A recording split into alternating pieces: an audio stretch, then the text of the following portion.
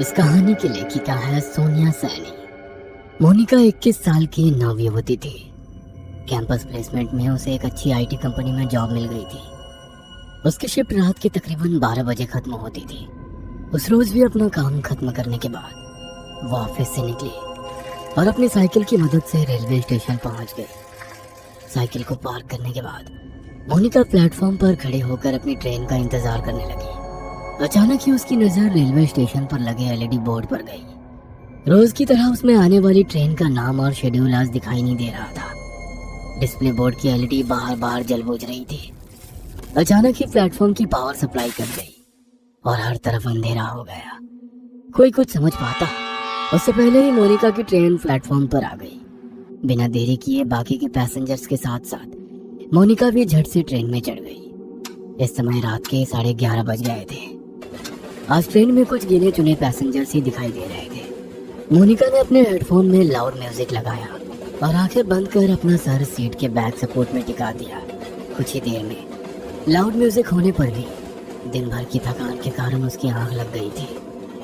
थोड़ी देर बाद उसका मोबाइल रिंग करने लगा। रिंग की आवाज से मोनिका की नींद टूट गई। स्क्रीन पर पापा का नाम फ्लैश हो रहा था। मोनिका ने फोन उठाया तो उधर से पापा की आवाज सुनाई देने लगी। मोनिका बेटा, ट्रेन मिल गई थी ना? हाँ पापा, मैं ट्रेन में ही हूँ, आप चिंता मत करो। कौन सा स्टेशन आ गया है? पापा की बात सुनकर मोनिका अचानक से आँख खोलकर अपने कोच में चारों ओर नजर दौड़ाती है। उसे अपनी आंखों पर यकीन नहीं हो रहा था। पूरी कोच में बिल्कुल अंधेरा छाया हुआ था। न तो कोई डिस्प्ले दिखाई पड़ रहा था और न ही कोई अनाउंसमेंट सुनाई दे रहा था। पापा, आई थिंक कुछ प्रॉब्लम है। यहाँ ट्रेन में कुछ है ही नहीं। सारी लाइट्स ऑफ है और कोई अनाउंसमेंट भी नहीं हो रही है। बेटा, आसपास किसी पैसेंजर से पूछना क्या बात है। पापा, पूरा कोच खाली पड़ा हुआ है, मैं अकेली हूँ यहाँ। ये क्या बोल रही है बेटा? मुझे डर लग रहा है। देख, ट्रेन जैसे ही अगले स्टेशन पर रुकेगी तू वहाँ पर उतर जाना, मैं तुम्हें लेने आ जाऊंगा। ठीक है पापा। मोनिका ट्रेन के अगले स्टेशन पर रुकने का इंतजार कर रही थी। आमतौर पर ये ट्रेन हर 10 या 12 मिनट में अगले स्टेशन के लिए रुकती थी, लेकिन आज पूरे 20 मिनट हो चुके थे, लेकिन ट्रेन रुकने का नाम ही नहीं ले रही थी। मोनिका को घबराहट हो रही थी। उसे कोई आइडिया नहीं था वो अभी कहाँ पर है। ड्राइवर की कैबिन में जाकर उससे कांटेक्ट करती हूँ, शायद कुछ हेल्प कर सके। ऐसा सोचकर मोनिका अपनी मोबाइल की टॉर्च ऑन करके इंजन रूम तक पहुंच जाती है। वहां जाकर वो ड्राइवर के केबिन को लगातार खटखटाती रहती है, लेकिन अंदर से कोई जवाब नहीं मिलता। डर से मोनिका की सांसें उखड़ रही थी। अपनी उखड़ती सांसों को शांत करके वह वापस अपनी सीट पर आकर बैठ जाती है। अब उसे बस ट्रेन के रुकने का इंतजार था ताकि वो नीचे उतरकर मदद मांग सके और अपने पापा को वहां बुला सके। इसी तरह 10 मिनट और बीत जाते हैं। अचानक ट्रेन की स्पीड कम होने लगती है। ट्रेन की स्पीड को कम होते देखकर मोनिका की जान में जान आने लगती है। कुछ ही मिनटों में ट्रेन किसी स्टेशन पर आकर रुक जाती है। बाहर घना अंधेरा छाया था। स्टेशन पर कहीं भी उजाला नहीं दिख रहा था। मोनिका ने खिड़की से झांककर बाहर देखा तो प्लेटफॉर्म पर एक भी इंसान नहीं था। अब तो मोनिका को और भी डर लगने लगा था। उसने जल्दी से अपना मोबाइल निकाला और फिर से पापा को फोन मिला दिया। पापा, ट्रेन किसी स्टेशन पर रुकी है, लेकिन ये कौन सा स्टेशन है कुछ समझ नहीं आ रहा। बाहर सिर्फ अंधेरा ही अंधेरा दिखाई दे रहा है। प्लेटफॉर्म पर भी कोई आदमी नहीं दिख रहा है। मैं क्या करूं? बेटा, एक बार मैप में अपनी लाइव लोकेशन चेक करो, तुम्हें पता चल जाएगा कि अभी तुम्हारी ट्रेन कहाँ पर है। मोनिका अपनी लोकेशन चेक करती है तो पता चलता है कि वो किसी अनजान जगह पर है, जिसे जीपीएस भी ट्रैक नहीं कर पा रहा था। मोनिका फिर अपने पापा को फोन लगाती है। पापा, ये सब क्या हो रहा है मेरे साथ? इस जगह को जीपीएस भी ट्रैक नहीं कर पा रहा है। मैं कहाँ जाऊँ?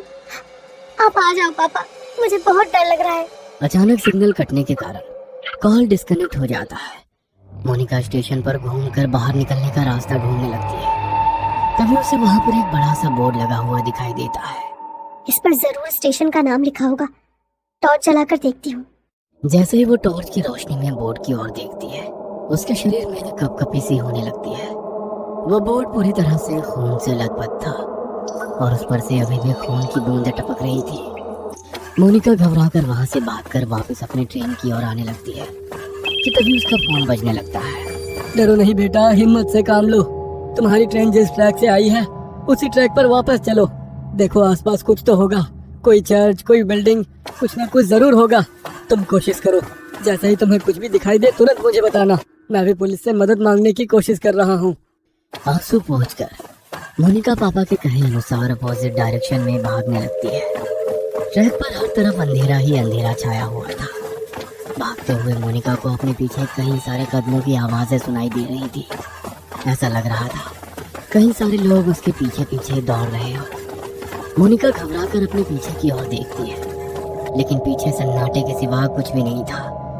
मोनिका पूरी ताकत लगाकर दौड़ती ही जा रही थी। अचानक ही उसके कानों में किसी की आवाज सुनाई देती है। ऐसा लग रहा था कोई गुस्से में उसका नाम पुकार रहा हो। मोनिका अब इतना ज्यादा डर चुकी थी कि उसके अंदर पीछे मुड़ने की हिम्मत भी नहीं बची थी। हाथ में मोबाइल पकड़े वह फ्लैशलाइट की रोशनी में दौड़ती चली जा रही थी। अचानक ही उसके दौड़ते कदम ठिठक कर रह गए। उसने देखा कि सामने पोल पर एक औरत उल्टी लटकी हुई थी। उसके बाल हवा में लहरा रहे थे और वो खतरनाक चेहरे के साथ जोर जोर से हंस रही थी। मोनिका का हलक डर से सूख रहा था। अब उसमें और आगे जाने की हिम्मत नहीं बाकी थी, इसलिए वो वापस स्टेशन की तरफ जाने के लिए मुड़ जाती है।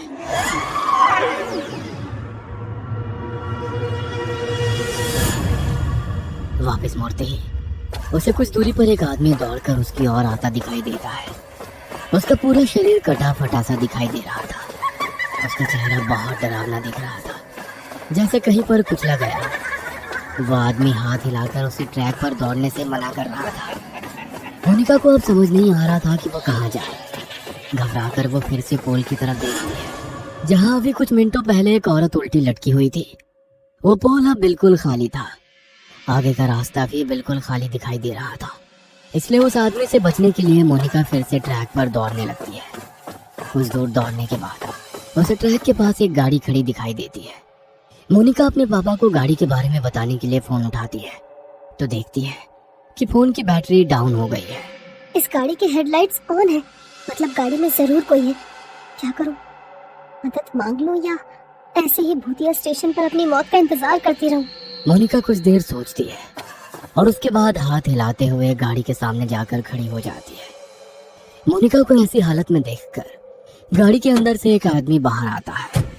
क्या बात है, इतनी रात को आप ऐसे ट्रैक पर क्या कर रही हैं? सब ठीक तो है ना? मोनिका बुरी तरह हाँफ रही थी। ऐसा लग रहा था वह किसी भी पल बेहोश होकर गिर पड़ेगी। मोनिका की ऐसी हालत देखकर वह आदमी उसे गाड़ी के अंदर बैठा लेता है। अच्छा, आप आराम से अंदर बैठकर बताइए क्या बात है। पता नहीं क्या हो रहा है मेरे साथ। मैं न जाने कैसे इस जगह पर आ गई।